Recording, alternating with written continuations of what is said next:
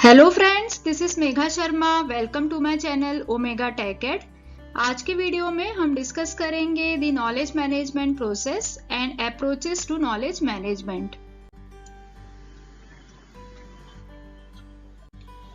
Knowledge management process में total 6 steps होते हैं और हर एक स्टेप में हम अलग अलग टूल्स एंड टेक्निक्स का यूज करते हैं और जब ये स्टेप सिक्वेंशली फॉलो किए जाते हैं तो डेटा नॉलेज में कन्वर्ट हो जाता है। फर्स्ट और सबसे इम्पॉर्टेंट स्टेप है डेटा कलेक्शन। डेटा कलेक्शन सबसे इम्पॉर्टेंट स्टेप है क्योंकि अगर हम डेटा ही प्रॉपरली कलेक्ट नहीं करेंगे, डेटा कलेक्शन अगर इनएक्यूरेट होगा तो आगे जब हम इसके बेसिस पे डिसीजन मेकिंग करेंगे तो वो भी रॉन्ग होगा। इसीलिए बहुत इम्पॉर्टेंट होता है कि डेटा कलेक्शन हम प्रॉपरली करें, प्रॉपर जो एक्यूरेट डेटा है वो कलेक्ट किया जाए और इसे प्रॉपर तरीके से डॉक्यूमेंटेड किया जाए। डेटा कलेक्शन के लिए हम अलग अलग मेथड्स यूज कर सकते हैं, अलग अलग टूल्स का यूज कर सकते हैं। जैसे हम मैन्युअली भी डेटा कलेक्ट कर सकते हैं, जहाँ पे मैन्युअली डेटा एंट्री करके हम डेटा कलेक्ट कर सकते हैं, उसको स्टोर कर सकते हैं, या फिर हम ऑनलाइन भी डेटा कलेक्शन कर सकते हैं। नेक्स्ट स्टेप है ऑर्गेनाइजिंग। ऑर्गेनाइजिंग का मतलब होता है कि जो डेटा हमने कलेक्ट किया है उसे प्रॉपर तरीके से मेंटेन करना, उसे प्रॉपरली ऑर्गेनाइज्ड करना। तो कुछ रूल्स डिफाइन होते हैं, कुछ क्राइटेरिया होते हैं जिसके बेसिस पे हम डेटा को ऑर्गेनाइज करते हैं। जैसे फॉर एग्जाम्पल किसी भी ऑर्गेनाइजेशन में हम सेल्स रिलेटेड डेटा है उसको एक साथ रखेंगे, जो एम्प्लॉय रिलेटेड डेटा है उसको एक साथ रखेंगे। तो इस तरीके से हम प्रॉपरली जो डेटा को मेंटेन करते हैं उसी को बोलते हैं ऑर्गेनाइजिंग।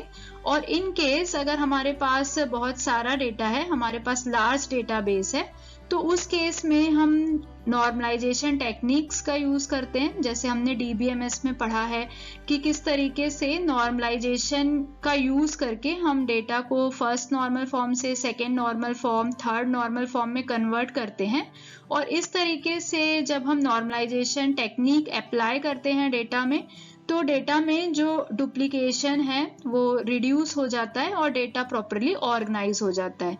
तो इस स्टेप के बाद हमारा डेटा लॉजिकली अरेंज्ड हो जाएगा और उसको हम इजीली रिट्रीव कर पाएंगे और इस स्टेप के बाद जो डेटा है वो इंफॉर्मेशन में कन्वर्ट हो जाएगा। नेक्स्ट स्टेप है समराइजिंग। समराइजिंग का मतलब होता है कि इसेंस को देखना, मतलब डेटा जो हमने कलेक्ट किया है, जो ऑर्गेनाइज किया है, उसको हम समराइज करते हैं। समराइजिंग करने के लिए हम डेटा को ग्राफिकल फॉर्मेट में या फिर अलग अलग तरह से टेबुलर फॉर्म में कन्वर्ट करते हैं। और कई सारे टूल्स हम और भी यूज कर सकते हैं, जैसे कि सॉफ्टवेयर पैकेजेस है, चार्ट्स है। इस तरह से अलग अलग टूल्स का यूज करके हम समराइज करते हैं। नेक्स्ट स्टेप है एनालाइजिंग। एनालिसिस का मतलब होता है रिलेशनशिप फाइंड आउट करना, जो पैटर्न्स हैं उनको आइडेंटिफाई करना। इसके लिए एक्सपर्ट टीम असाइन की जाती है जिनका पर्पस होता है, जिनका मेन रोल होता है कि वो देखें कि किस तरीके का रिलेशनशिप है, उसको आइडेंटिफाई करें। और यूजली इस स्टेप के बाद रिपोर्ट्स क्रिएट की जाती है। और इस स्टेप के बाद जो नेक्स्ट हमारा स्टेप आता है वो आता है सिंथेसाइजिंग। इस स्टेप में जो हमारी इंफॉर्मेशन है वो नॉलेज में कन्वर्ट हो जाती है। तो इंफॉर्मेशन नॉलेज बन जाती है और नॉलेज को हम नॉलेज को हम नॉलेज बेस में स्टोर कर पाते हैं और इसको आगे के यूज के लिए हम स्टोर कर पाते हैं। तो इस तरीके से इस स्टेप में हमें एक नॉलेज मिलती है और इस नॉलेज का हम आगे यूज कर पाए, इसीलिए हम इसको नॉलेज बेस में स्टोर करते हैं। सिंथेसाइजिंग का मतलब होता है कंबाइंड करना। तो यहाँ पे जो एनालिसिस में हमने रिपोर्ट्स जनरेट किए थे, अलग अलग तरीके से हमने एनालिसिस किया था, उन सबको हम कंबाइंड करते हैं और एक जो कॉमन रिपोर्ट है वो जनरेट करते हैं। नेक्स्ट स्टेप है वो है decision making. Decision making last step होता है जहाँ पे जो नॉलेज है उसका यूज हम डिसीजन मेकिंग के लिए करते हैं।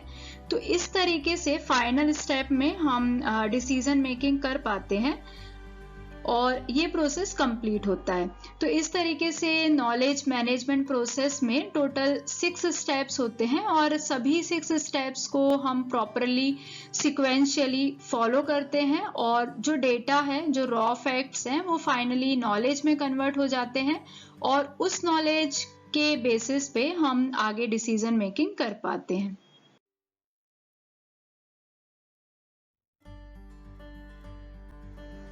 Process approach to knowledge management attempts to codify organizational knowledge through formalized control, processes and technologies. जो भी ऑर्गेनाइजेशन प्रोसेस अप्रोच अडॉप्ट करती हैं वो एक्सप्लिसिट नॉलेज की तरफ फोकस करती हैं। प्रीवियस वीडियो में हमने डिस्कस किया था कि एक्सप्लिसिट नॉलेज क्या होता है और टैसिट नॉलेज क्या होता है। एक्सप्लिसिट नॉलेज का मतलब होता है कि जिस नॉलेज को हम इजीली डॉक्यूमेंट कर पाएं, डॉक्यूमेंट बना पाएं, जिस नॉलेज को हम इजीली स्टोर कर पाएं, जिस नॉलेज को हम कोडिफाई कर पाएं। तो इस तरह के नॉलेज को जब फोकस किया जाता है, इस तरह के नॉलेज पे बेस्ड जब पॉलिसीज बनाई जाती हैं, तो ये अप्रोच कहलाता है प्रोसेस अप्रोच। जो भी ऑर्गेनाइजेशन इस अप्रोच को अडॉप्ट करती हैं वो ज्यादा फोकस इस बात पे करती हैं कि किस तरीके से नॉलेज को कलेक्ट किया जाए, किस तरीके से उसे स्टोर करके रखा जाए डॉक्यूमेंट फॉर्म में, और किस तरीके से नॉलेज का डिस्ट्रीब्यूशन किया जाए। तो नॉलेज के डिस्ट्रीब्यूशन के लिए यहाँ पे आईटी टूल्स एंड टेक्निक्स का यूज होता है। आईटी का यूज किया जाता है जिससे कि नॉलेज को इजीली स्प्रेड किया जा सके, नॉलेज को डिस्ट्रीब्यूट किया जा सके और जो भी क्वालिटी है वो मेंटेन की जा सके, और जो नॉलेज क्रिएशन है वो भी फास्ट होता है जब हम आईटी का यूज करते हैं। Knowledge creation, knowledge sharing, knowledge distribution, ये तीनों ही चीजें फास्ट हो जाती हैं जब हम आईटी टूल्स एंड टेक्निक्स का यूज करते हैं। जैसे फॉर एग्जांपल इंट्रानेट्स है, डेटा वेयर हाउसिंग है, डिसीजन सपोर्ट टूल्स हैं या फिर ग्रुप वेयर है। तो इस तरह के टूल्स एंड टेक्निक्स का यूज प्रोसेस अप्रोच में होता है। नेक्स्ट अप्रोच है practice approach. Focuses on building the social environment or communities of practice necessary to facilitate the sharing of tacit understanding। जैसे कि हमने डिस्कस किया था कि टैसिट नॉलेज उस तरह का नॉलेज होता है जहाँ पे हम नॉलेज को इजीली कोडिफाई नहीं कर पाते हैं, और यहाँ पे जो मेन फोकस होता है वो होता है सोशल गैदरिंग में, किस तरीके से सोशल इन्वायरमेंट क्रिएट किया जाए, किस तरीके से सोशल कम्युनिकेशन हो जिससे हम नॉलेज को शेयर कर पाएं। और यही एक पॉलिसी, यही एक अप्रोच जब कोई ऑर्गेनाइजेशन फॉलो करता है तो उसको हम बोलते हैं प्रैक्टिस अप्रोच। प्रैक्टिस अप्रोच में जो मेन फोकस होता है वो टैसिट नॉलेज पे होता है, सोशलाइजेशन पे फोकस होता है। तो यहाँ पे जो नॉलेज होता है, जो नॉलेज शेयर किया जाता है वो कोडिफाई नहीं कर सकते हैं। तो यहाँ पे आईटी टेक्नोलॉजीज का उतना यूज नहीं होता है क्योंकि आईटी टेक्नोलॉजी यहाँ पे हेल्पफुल नहीं होंगी नॉलेज को ट्रांसमिट करने के लिए। तो जो फॉर्मल सिस्टम हम बिल्ड कर रहे थे प्रोसेस अप्रोच में वो हम यहाँ पे बिल्ड नहीं करते हैं। यहाँ पे फोकस किया जाता है कि किस तरीके से हम ऐसा इन्वायरमेंट क्रिएट करें, सोशल इन्वायरमेंट क्रिएट करें जहाँ पे पीपल इकट्ठे हों, मतलब ग्रुप ऑफ पीपल अपने आइडियाज को शेयर कर पाएं, जो कि एक साथ काम करते हैं, जिनका कुछ कॉमन गोल होता है, वो एक दूसरे से अपने आइडियाज को शेयर करें, जिसको हम बोलते हैं कि कोलैबोरेशन। उस तरीके से वो अपने आइडियाज को शेयर करें, एक्सपीरियंस को शेयर करें। जैसे फॉर एग्जांपल अलग अलग सोशल नेटवर्किंग साइट्स होती हैं। तो इस तरीके से प्रैक्टिस अप्रोच होता है, और जो भी ऑर्गेनाइजेशन इस अप्रोच को फॉलो करती हैं वो टैसिट नॉलेज एंड सोशलाइजेशन पे फोकस करती हैं। कंपेयर करेंगे process approach and practice approach को। प्रोसेस अप्रोच में जो नॉलेज होती है, जिस नॉलेज पे हम फोकस करते हैं वो होती है एक्सप्लिसिट नॉलेज, जहाँ पे हम नॉलेज को इजीली कोडिफाई कर सकते हैं रूल्स में। एंड प्रैक्टिस अप्रोच में जो नॉलेज होती है वो होती है टैसिट नॉलेज, जहाँ पे हम नॉलेज को इजीली कैप्चर्ड और कोडिफाई नहीं कर सकते हैं। सेकेंड पॉइंट है कि प्रोसेस अप्रोच में एक स्ट्रक्चर होता है। इस स्ट्रक्चर में हम अपने नॉलेज को स्टोर करके रख सकते हैं, इजीली ट्रांसफर कर सकते हैं, इजीली क्रिएट कर सकते हैं, कोडिफाई कर सकते हैं, जबकि प्रैक्टिस अप्रोच में हमको एक इन्वायरमेंट क्रिएट करना पड़ता है और इसी इन्वायरमेंट में जो नॉलेज है वो ट्रांसफर करना होता है। मतलब यहाँ पे हमारे पास कोई फिक्स्ड स्ट्रक्चर नहीं होता है। थर्ड जो है वो ड्रॉबैक है प्रोसेस अप्रोच का। जो मेन डिसएडवांटेज है वो ये है कि यहाँ पे टैसिट नॉलेज को कंसीडर नहीं किया जाता है, जिसकी वजह से जो पार्टिसिपेंट होते हैं उन्हें एक फिक्स्ड पैटर्न में ही सोचना होता है और ये इनोवेशन को लिमिट करता है, क्योंकि यहाँ पे जो पैटर्न बनाया हुआ है उसी के हिसाब से सोचना होता है। एंड प्रैक्टिस अप्रोच का जो डिसएडवांटेज है वो ये है कि प्रैक्टिस अप्रोच में कोई स्ट्रक्चर नहीं है, यहाँ पे अनस्ट्रक्चर्ड नॉलेज है। तो अनस्ट्रक्चर्ड नॉलेज है, कोई स्ट्रक्चर नहीं है, तो इसको इम्प्लीमेंट करने के लिए बहुत ही प्रॉब्लम होती है। नेक्स्ट जो है वो है रोल ऑफ आईटी। अगर हम आईटी के रोल की बात करें तो प्रोसेस अप्रोच में जो मेन फोकस होता है वो आईटी पे होता है, क्योंकि आईटी टूल्स एंड टेक्निक्स का यूज करके ही नॉलेज शेयरिंग होती है, नॉलेज को कोडिफाई किया जाता है और नॉलेज को डिस्ट्रीब्यूट किया जाता है। जबकि प्रैक्टिस अप्रोच में आईटी टूल्स का उतना यूज नहीं होता है, क्योंकि प्रैक्टिस अप्रोच में जो नॉलेज शेयरिंग होती है, जो ट्रांसफर ऑफ नॉलेज होता है वो कन्वर्सेशन से होता है, मतलब पीपल टू पीपल होता है। तो यहाँ पे आईटी टूल्स का उतना यूज नहीं होता है। Social gathering and social conversation से ही यहाँ पे ट्रांसफर ऑफ नॉलेज हो जाता है। Next is hybrid approach. Hybrid approach का मतलब होता है दोनों ही तरह के अप्रोच को यूज करना।